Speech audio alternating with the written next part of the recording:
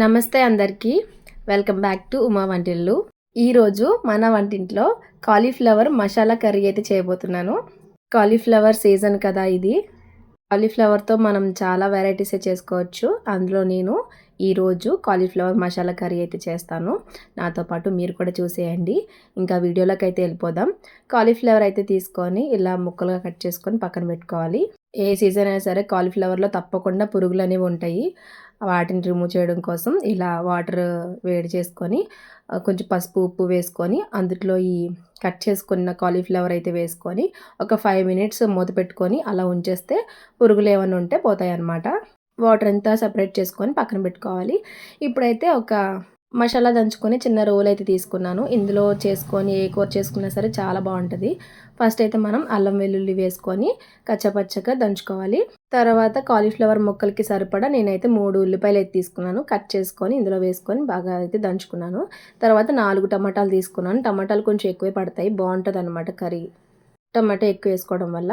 So అవి కూడా 4 వేసుకొని ముక్కలు కట్ చేసుకొని అందులో వేసుకొని దంచుకున్నాను మెత్తగా పేస్ట్ లాగా, అంటే కచ్చపచ్చగా, మరీ అంత పేస్ట్లా కాదు.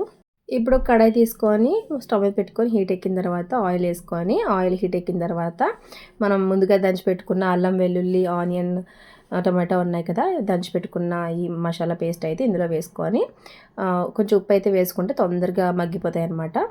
అలాగే 2 పచ్చిమిరపకాయలు కూడా వేసుకున్నాను. ఉప్పు వేసుకున్నాం కదా, 2 నిమిషాలు మూత పెట్టి ఉడికించుకుంటే తొందరగా కుక్ అయిపోతాయి. ఇలా ఆయిల్ అంతా పైకి వచ్చేంత వరకు ఫ్రై చేసుకోవాలి. తర్వాత ఇందులోనే రుచికి సరిపడా కారం వేసుకోవాలి. నేనైతే 1 స్పూన్ కారం వేసుకున్నాను. ఇందులోనే 1/2 స్పూన్ మసాలా పొడి అయితే వేసుకున్నాను. అలాగే 1/2 స్పూన్ ధనియాల పొడి, 1/2 టీ స్పూన్ జీలకర్ర పొడి కూడా వేసుకొని ఈ పొడులన్నీ కలిసే వరకు బాగా ఫ్రై చేసుకోవాలి.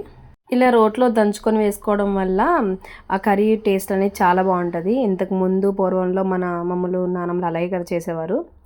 వాళ్ళ కూరలు కూడా చాలా టేస్ట్గా ఉండేవి. ఇది బాగా ఫ్రై అయిన తర్వాత మనం పక్కన పెట్టుకున్న కాలీఫ్లవర్ ముక్కలు అయితే ఉన్నాయి కదా, అవి కూడా వేసుకొని మూత పెట్టుకొని ఒక 5 నిమిషాలు అయితే కుక్ చేసుకోవాలి. ఒక 5 నిమిషాలు ఫ్రై అయిన తర్వాత సరిపడా నీళ్ళు అయితే పోసుకోవాలి.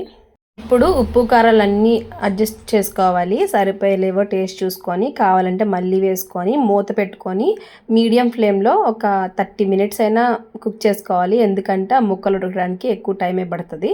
30 నిమిషాల తర్వాత మూత ఓపెన్ చేసుకొని చూస్తే ఇలా అయితే రెడీ అయిపోయింది కాలీఫ్లవర్ మసాలా కర్రీ. సింపుల్గా కర్రీ అయితే చూసారు కదా, అన్నంలోకైనా చపాతీల్లోకైనా టేస్ట్ అయితే చాలా బాగా వచ్చింది. దేంట్లోకైనా ఈ కాంబినేషన్ చాలా చాలా బాగుంటుంది.